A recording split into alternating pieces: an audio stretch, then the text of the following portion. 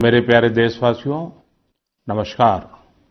Corona के प्रभाव से हमारी मन की बात भी अछूती नहीं रही है। जब मैंने पिछली बार आपसे मन की बात की थी, तब पैसेंजर ट्रेनें बंद थी, बसें बंद थी, हवाई सेवा बंद थी। इस बार बहुत कुछ खुल चुका है। श्रमिक स्पेशल ट्रेनें चल रही हैं, अन्य स्पेशल ट्रेनें भी शुरू हो गई हैं। तमाम सावधानियों के साथ हवाई जहाज उड़ने लगे हैं। धीरे धीरे उद्योग भी चलना शुरू हुआ है। यानी अर्थव्यवस्था का एक बड़ा हिस्सा अब चल पड़ा है, खुल गया है। ऐसे में हमें और ज्यादा सतर्क रहने की आवश्यकता है। 2 गज की दूरी का नियम हो, मुंह पर मास्क लगाने की बात हो सके तो वहां तक घर में रहना हो, ये सारी बातों का पालन, उसमें जरा भी ढिलाई नहीं बरतनी चाहिए। देश में सबके सामूहिक प्रयासों से कोरोना के खिलाफ लड़ाई बहुत मजबूती से लड़ी जा रही है। जब हम दुनिया की तरफ देखते हैं तो हमें अनुभव होता है कि वास्तव में भारतवासियों की उपलब्धि कितनी बड़ी है। हमारी जनसंख्या ज्यादातर देशों से कई गुना ज्यादा है।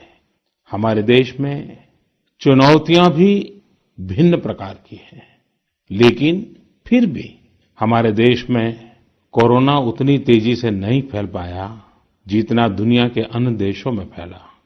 कोरोना से होने वाली मृत्यु दर भी हमारे देश में काफी कम है। जो नुकसान हुआ है उसका दुख हम सबको है, लेकिन जो कुछ भी हम बचा पाए हैं वो निश्चित तौर पर देश की सामूहिक संकल्प शक्ति का ही परिणाम है। इतने बड़े देश में हर एक देशवासी ने खुद इस लड़ाई को लड़ने की ठानी है। ये पूरी मुहिम पीपल ड्रिवन है। साथियों, देशवासियों की संकल्प शक्ति के साथ एक और शक्ति इस लड़ाई में हमारी सबसे बड़ी ताकत है, वो है देशवासियों की सेवा शक्ति। वास्तव में इस महामारी के समय हम भारतवासियों ने ये दिखा दिया है कि सेवा और त्याग का हमारा विचार केवल हमारा आदर्श नहीं है, बल्कि भारत की जीवन पद्धति है। और हमारे यहाँ तो कहा गया है, सेवा परमो धर्मः। सेवा स्वयं में सुख है, सेवा में ही संतोष है। आपने देखा होगा कि दूसरों की सेवा में लगे व्यक्ति के जीवन में कोई डिप्रेशन या तनाव कभी नहीं दिखता। उसके जीवन में, जीवन को लेकर उसके नजरिए में भरपूर आत्मविश्वास, सकारात्मकता और जीवंतता प्रतिपल नजर आती है। साथियों, हमारे डॉक्टर्स, नर्सिंग स्टाफ, सफाई कर्मी, पुलिसकर्मी, मीडिया के साथी, ये सब जो सेवा कर रहे हैं, उसकी चर्चा मैंने कई बार की है। मन की बात में भी मैंने उसका जिक्र किया है। सेवा में अपना सब कुछ समर्पित कर देने वाले लोगों की संख्या अनगिनत है। ऐसे ही एक सज्जन है तमिलनाडु के सी मोहन। सी मोहन जी मदुरई में एक सैलून चलाते हैं। अपनी मेहनत की कमाई से इन्होंने अपनी बेटी की पढ़ाई के लिए 5 लाख रुपए बचाए थे, लेकिन इन्होंने ये पूरी राशि इस समय जरूरतमंदों, गरीबों की सेवा के लिए खर्च कर दी। इसी तरह अगरतला में ठेला चलाकर जीवन यापन करने वाले गौतम दास जी अपनी रोजमर्रा की कमाई की बचत में से हर रोज दाल चावल खरीदकर जरूरतमंदों को खाना खिला रहे हैं। पंजाब के पठानकोट से भी एक ऐसा ही उदाहरण मुझे पता चला। यहाँ दिव्यांग भाई राजू ने दूसरों की मदद से जोड़ी गई छोटी सी पूंजी से 3000 से अधिक मास्क बनवाकर लोगों में बांटे। भाई राजू ने इस मुश्किल समय में करीब 100 परिवारों के लिए खाने का राशन भी जुटाया। देश के सभी इलाकों से विमेन सेल्फ हेल्प ग्रुप के परिश्रम की भी अनगिनत कहानियां इन दिनों हमारे सामने आ रही है। गांवों में, छोटे कस्बों में हमारी बहनें, बेटियां हर दिन हजारों की संख्या में मास्क बना रही हैं। तमाम सामाजिक संस्थाएं भी इस काम में इनका सहयोग कर रही हैं। साथियों, ऐसे कितने ही उदाहरण हर दिन दिखाई और सुनाई पड़ रहे हैं। कितने ही लोग खुद भी मुझे नमो ऐप और अन्य माध्यमों के जरिए अपने प्रयासों के बारे में बता रहे हैं। कई बार समय की कमी के चलते मैं बहुत से लोगों का, बहुत से संगठनों का, बहुत सी संस्थाओं का नाम नहीं ले पाता हूं।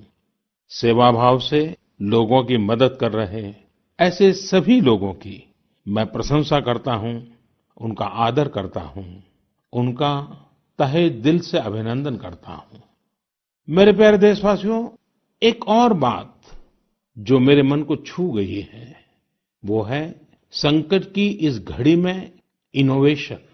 तमाम देशवासी गांवों से लेकर शहरों तक, हमारे छोटे व्यापारियों से लेकर स्टार्टअप तक, हमारी लैब्स कोरोना के खिलाफ लड़ाई में नए-नए तरीके इजाद कर रहे हैं, नए-नए इनोवेशन कर रहे हैं।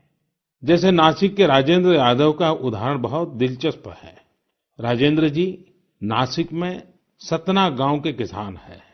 अपने गांव को कोरोना संक्रमण से बचाने के लिए उन्होंने अपने ट्रैक्टर से जोड़कर एक सैनिटाइजेशन मशीन बना ली है और ये इनोवेटिव मशीन बहुत प्रभावी तरीके से काम कर रही है।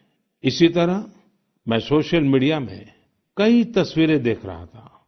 कई दुकानदारों ने 2 गज की दूरी के लिए दुकान में बड़े पाइपलाइन लगा लिए हैं, जिसमें एक छोर से वो ऊपर से सामान डालते हैं और दूसरी छोर से ग्राहक अपना सामान ले लेते हैं। इस दौरान पढ़ाई के क्षेत्र में भी कई अलग-अलग इनोवेशन शिक्षकों और छात्रों ने मिलकर किए हैं। ऑनलाइन क्लासेस, वीडियो क्लासेस, उसको भी अलग-अलग तरीकों से इनोवेट किया जा रहा है। कोरोना की वैक्सीन पर हमारी लैब्स में जो काम हो रहा है, उस पर तो दुनिया भर की नजर है और हम सबकी आशा भी। किसी भी परिस्थिति को बदलने के लिए इच्छा शक्ति के साथ ही बहुत कुछ इनोवेशन पर भी निर्भर करता है। हजारों सालों की मानव जात की यात्रा लगातार इनोवेशन से ही इतने आधुनिक दौर में पहुंची है। इसलिए इस महामारी पर जीत के लिए हमारे ये विशेष इनोवेशंस भी बहुत बड़ा आधार है। साथियों, कोरोना के खिलाफ लड़ाई का यह रास्ता लंबा है। एक ऐसी आपदा जिसका पूरी दुनिया के पास कोई इलाज ही नहीं है, जिसका कोई पहले का अनुभव भी नहीं है। तो ऐसे में नई-नई चुनौतियां और उसके कारण परेशानियां हम अनुभव भी कर रहे हैं। ये दुनिया के हर कोरोना प्रभावित देश में हो रहा है और इसलिए भारत भी इससे अछूता नहीं है। हमारे देश में भी कोई वर्ग ऐसा नहीं है जो कठिनाई में न हो, परेशानी में न हो। और इस संकट की सबसे बड़ी चोट अगर किसी पर पड़ी है तो हमारे गरीब, मजदूर, श्रमिक वर्ग पर पड़ी है। उनकी तकलीफ, उनका दर्द, उनकी पीड़ा शब्दों में नहीं कही जा सकती। हम में से कौन ऐसा होगा जो उनकी और उनके परिवार की तकलीफों को अनुभव न कर रहा हो। हम सब मिलकर इस तकलीफ को, इस पीड़ा को बांटने का प्रयास कर रहे हैं। पूरा देश प्रयास कर रहा है। हमारे रेलवे के साथी दिन रात लगे हुए हैं। केंद्र हो, राज्य हो, स्थानीय स्वराज की संस्थाएं हो, हर कोई दिन रात मेहनत कर रहे हैं। जिस प्रकार रेलवे के कर्मचारी आज जुटे हुए हैं, वे भी एक प्रकार से अग्रिम पंक्ति में खड़े कोरोना वॉरियर्स ही है। लाखों श्रमिकों को ट्रेनों से और बसों से सुरक्षित ले जाना, उनके खाने पीने की चिंता करना, हर जिले में क्वारंटाइन केंद्रों की व्यवस्था करना, सभी की टेस्टिंग, चेकअप, उपचार की व्यवस्था करना, ये सब काम लगातार चल रहे हैं और बहुत बड़ी मात्रा में चल रहे हैं। लेकिन साथियों, जो दृश्य आज हम देख रहे हैं, इससे देश को अतीत में जो कुछ हुआ, उसके अवलोकन और भविष्य के लिए सीखने का अवसर भी मिला है। आज हमारे श्रमिकों की पीड़ा में हम देश के पूर्वी हिस्से की पीड़ा को देख सकते हैं। जिस पूर्वी हिस्से में देश का ग्रोथ इंजन बनने की क्षमता है, जिसके श्रमिकों के बाहुबल में देश को नई ऊंचाई पर ले जाने का सामर्थ्य है, उस पूर्वी हिस्से का विकास बहुत आवश्यक है। पूर्वी भारत के विकास से ही देश का संतुलित आर्थिक विकास संभव है। देश ने जब मुझे सेवा का अवसर दिया, तभी से हमने पूर्वी भारत के विकास को प्राथमिकता दी है। मुझे संतोष है कि बीते वर्षों में इस दिशा में बहुत कुछ हुआ है और अब प्रवासी मजदूरों को देखते हुए बहुत कुछ नए कदम उठाना भी आवश्यक हो गया है और हम लगातार उस दिशा में आगे बढ़ रहे हैं। जैसे कहीं श्रमिकों की स्किल मैपिंग का काम हो रहा है, कहीं स्टार्टअप्स इस काम में जुटे हैं, कहीं माइग्रेशन कमीशन बनाने की बात हो रही है। इसके अलावा केंद्र सरकार ने अभी जो फैसले लिए हैं, उससे भी गांवों में रोजगार, स्वरोजगार, लघु उद्योगों से जुड़ी विशाल संभावनाएं खुली हैं। ये फैसले इन स्थितियों के समाधान के लिए हैं, आत्मनिर्भर भारत के लिए हैं। अगर हमारे गांव आत्मनिर्भर होते, हमारे कस्बे, हमारे जिले, हमारे राज्य आत्मनिर्भर होते, तो अनेक समस्याओं ने वो रूप नहीं लिया होता जिस रूप में वो आज हमारे सामने खड़ी है। लेकिन अंधेरे से रोशनी की ओर बढ़ना मानव स्वभाव है। तमाम चुनौतियों के बीच मुझे खुशी है कि आत्मनिर्भर भारत पर आज देश में व्यापक मंथन शुरू हुआ है। लोगों ने अब इसे अपना अभियान बनाना शुरू किया है। इस मिशन का नेतृत्व देशवासी अपने हाथ में ले रहे हैं। बहुत से लोगों ने तो ये भी बताया है कि उन्होंने जो जो सामान उनके इलाके में बनाए जाते हैं, उनकी एक पूरी लिस्ट बना ली है। ये लोग अब इन लोकल प्रोडक्ट्स को ही खरीद रहे हैं और वोकल फॉर लोकल को प्रमोट भी कर रहे हैं। मेक इन इंडिया को बढ़ावा मिले, इसके लिए सब कोई अपना अपना संकल्प जता रहा है। बिहार के हमारे एक साथी श्रीमान हिमांशु ने मुझे नमो ऐप पर लिखा है कि वो एक ऐसा दिन देखना चाहते हैं जब भारत विदेश से आने वाले आयात को कम से कम कर दे, चाहे पेट्रोल, डीजल, ईंधन का आयात हो, इलेक्ट्रॉनिक आइटम्स का आयात हो, यूरिया का आयात हो या फिर खाद्य तेल का आयात हो। मैं उनकी भावनाओं को समझता हूं। हमारे देश में कितनी ही ऐसी चीजें बाहर से आती हैं जिन पर हमारे ईमानदार टैक्स पेयर्स का पैसा खर्च होता है, जिनका विकल्प हम आसानी से भारत में तैयार कर सकते हैं। असम के सुदीप ने मुझे लिखा है कि वो महिलाओं के बनाए हुए लोकल बैम्बू प्रोडक्ट्स का व्यापार करते हैं और उन्होंने तय किया है कि आने वाले 2 वर्ष में वे अपने बैम्बू प्रोडक्ट को एक ग्लोबल ब्रांड बनाएंगे। मुझे पूरा भरोसा है आत्मनिर्भर भारत अभियान इस दशक में देश को नई ऊंचाई पर ले जाएगा। मेरे प्यारे देशवासियों, कोरोना संकट के इस दौर में मेरी विश्व के अनेक नेताओं से बातचीत हुई है, लेकिन मैं एक सीक्रेट जरूर आज बताना चाहूंगा। विश्व के अनेक नेताओं की जब बातचीत होती है तो मैंने देखा इन दिनों उनकी बहुत ज्यादा दिलचस्पी योग और आयुर्वेद के संबंध में होती है। कुछ नेताओं ने मुझसे पूछा कि कोरोना के इस काल में ये योग और आयुर्वेद कैसे मदद कर सकते हैं।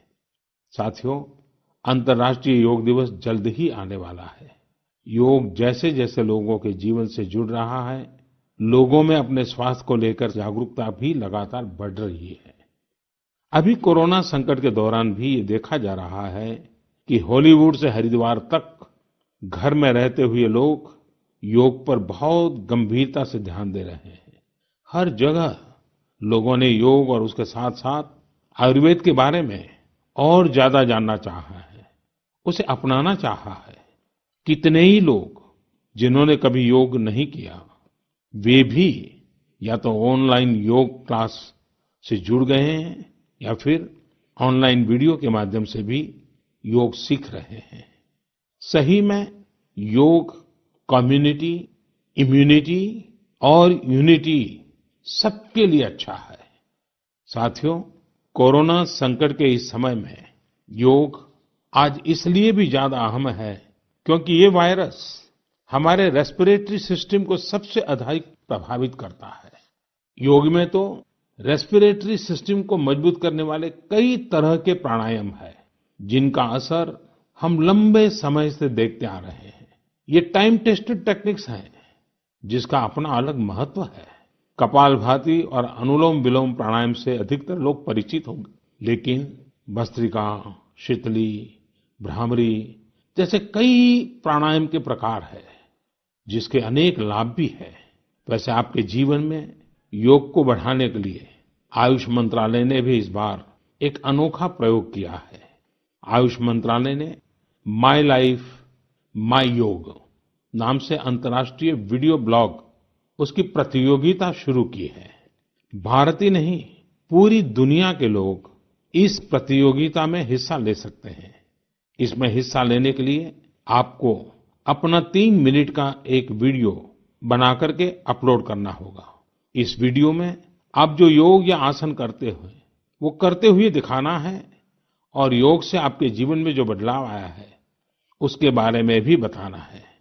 मेरा आपसे अनुरोध है, आप सभी इस प्रतियोगिता में अवश्य भाग लें और इस नए तरीके से अंतर्राष्ट्रीय योग दिवस में आप हिस्सेदार बनिए। साथियों, हमारे देश में करोड़ों करोड़ गरीब दशकों से एक बहुत बड़ी चिंता में रहते आए हैं। अगर बीमार पड़ गए तो क्या होगा? अपना इलाज कराएं या फिर परिवार के लिए रोटी की चिंता करें? इस तकलीफ को समझते हुए, इस चिंता को दूर करने के लिए ही करीब 1.5 साल पहले आयुष्मान भारत योजना शुरू की गई थी। कुछ ही दिन पहले आयुष्मान भारत के लाभार्थियों की संख्या 1 करोड़ के पार हो गई है। 1 करोड़ से ज्यादा मरीज मतलब देश के 1 करोड़ से अधिक परिवारों की सेवा हुई है। 1 करोड़ से ज्यादा मरीज का मतलब क्या होता है मालूम है? 1 करोड़ से ज्यादा मरीज मतलब नॉर्वे जैसा देश, सिंगापुर जैसा देश, उसकी जो टोटल जनसंख्या है उससे 2 गुना लोगों को मुफ्त में इलाज दिया गया है। अगर गरीबों को अस्पताल में भर्ती होने के बाद इलाज के लिए पैसे देने पड़ते, इनका मुफ्त इलाज नहीं हुआ होता, तो उन्हें एक मोटा-मोटा अंदाज है, करीब-करीब 14,000 करोड़ रुपए से भी ज्यादा अपनी जेब से खर्च करने पड़ते हैं। आयुष्मान भारत योजना ने गरीबों के पैसे खर्च होने से बचाए हैं। मैं आयुष्मान भारत के सभी लाभार्थियों के साथ-साथ मरीजों का उपचार करने वाले सभी डॉक्टरों, नर्सेज और मेडिकल स्टाफ को भी बधाई देता हूं। आयुष्मान भारत योजना के साथ एक बहुत बड़ी विशेषता पोर्टेबिलिटी की सुविधा भी है। पोर्टेबिलिटी ने देश को एकता के रंग में रंगने में भी मदद की है।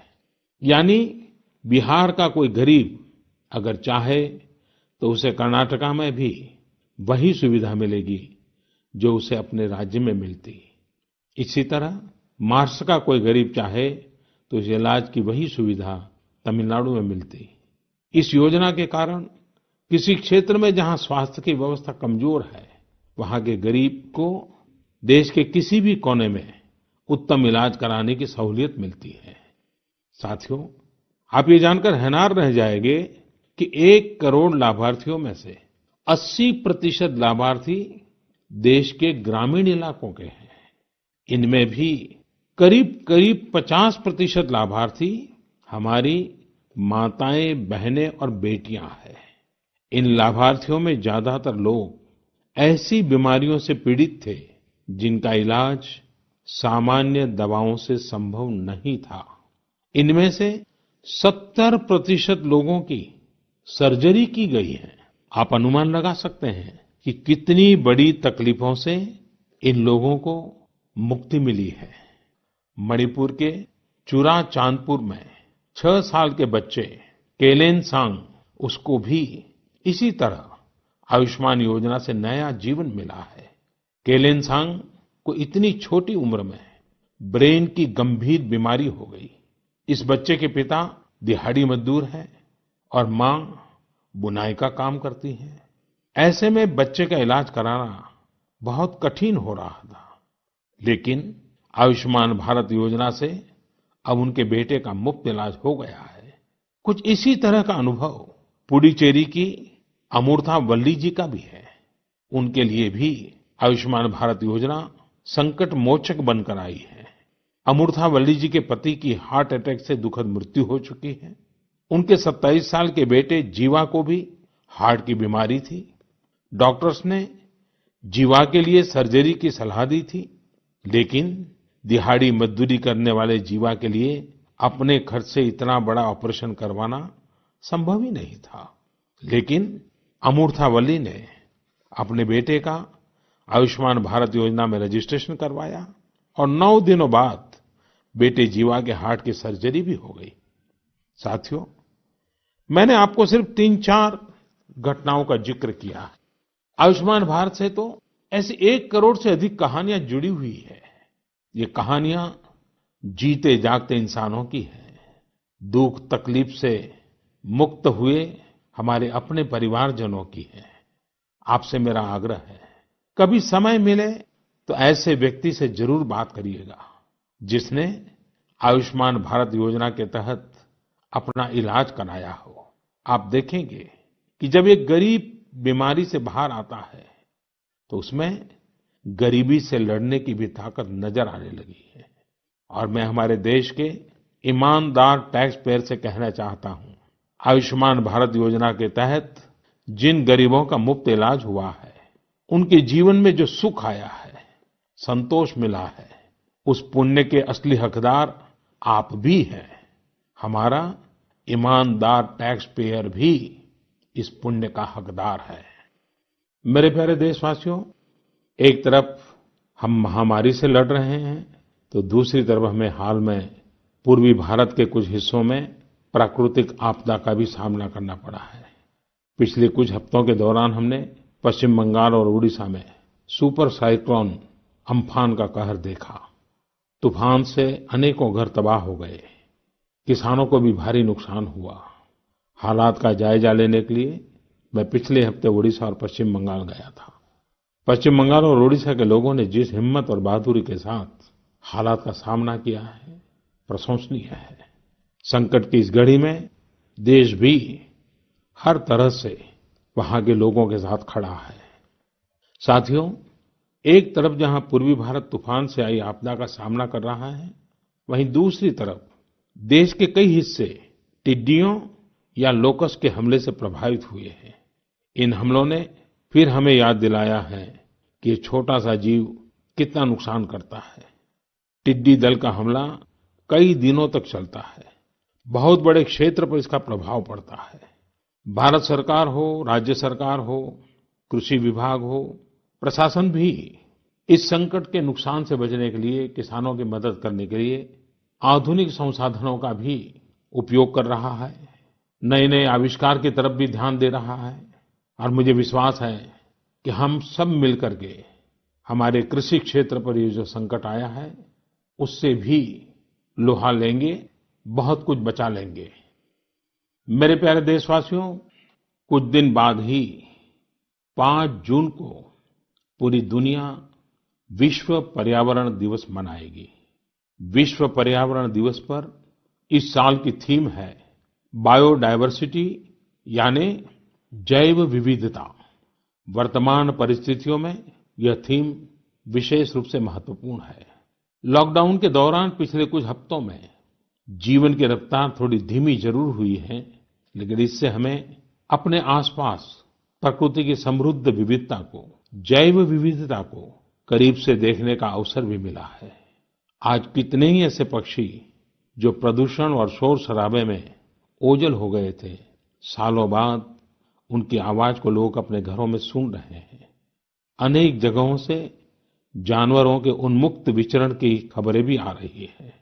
मेरी तरह आपने भी सोशल मीडिया में जरूर इन बातों को देखा होगा, पढ़ा होगा। बहुत लोग कह रहे हैं, लिख रहे हैं, तस्वीरें साझा कर रहे हैं कि वो अपने घर से दूर-दूर पहाड़ियां देख पा रहे हैं, दूर-दूर जलती हुई रोशनी देख रहे हैं। इन तस्वीरों को देखकर कई लोगों के मन में ये संकल्प उठा होगा, क्या हम उन दृश्यों को ऐसे ही बना रख सकते हैं? इन तस्वीरों ने लोगों को प्रकृति के लिए कुछ करने की प्रेरणा भी दी है। नदियां सदा स्वच्छ रहें, पशु पक्षियों को भी खुलकर जीने का हक मिले, आसमान भी साफ सुथरा हो, इसके लिए हम प्रकृति के साथ तालमेल बिठाकर जीवन जीने की प्रेरणा ले सकते हैं। मेरे प्यारे देशवासियों, हम बार बार सुनते हैं, जल है तो जीवन है, जल है तो कल है, लेकिन जल के साथ हमारी जिम्मेवारी भी है।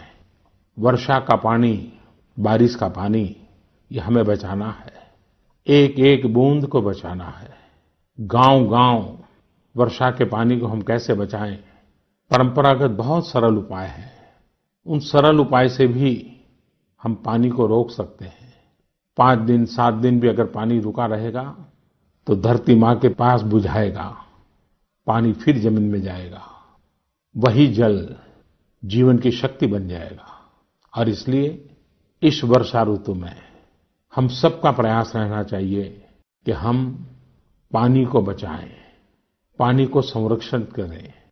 मेरे प्यारे देशवासियों, स्वच्छ पर्यावरण सीधे हमारे जीवन, हमारे बच्चों के भविष्य का विषय है। इसलिए हमें व्यक्तिगत स्तर पर भी इसकी चिंता करनी होगी।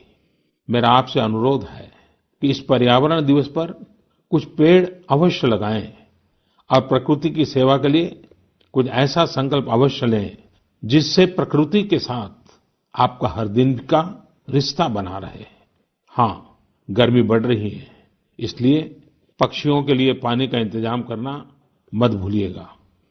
साथियों, हम सबको ये भी ध्यान रखना होगा कि इतनी कठिन तपस्या के बाद, इतनी कठिनाइयों के बाद देश ने जिस तरह हालत संभाला है, उसे बिगड़ने नहीं देना है। हमें इस लड़ाई को कमजोर नहीं होने देना है। हम लापरवाह हो जाएं, सावधानी छोड़ दें, ये कोई विकल्प नहीं है। कोरोना के खिलाफ लड़ाई अब भी उतनी ही गंभीर है। आपको, आपके परिवार को कोरोना से अभी भी उतना ही गंभीर खतरा हो सकता है। हमें हर इंसान की जिंदगी को बचाना है। इसलिए 2 गज की दूरी, चेहरे पर मास्क, हाथों को धोना, इन सब सावधानियों का वैसे ही पालन करते रहना है जैसे अभी तक करते आए हैं। मुझे पूरा विश्वास है कि आप अपने लिए, अपनों के लिए, अपने देश के लिए ये सावधानी जरूर रखेंगे। इसी विश्वास के साथ आपके उत्तम स्वास्थ्य के लिए मेरी हार्दिक शुभकामनाएं हैं। अगले महीने फिर एक बार मन की बात अनेक नए विषयों के साथ जरूर करेंगे। धन्यवाद।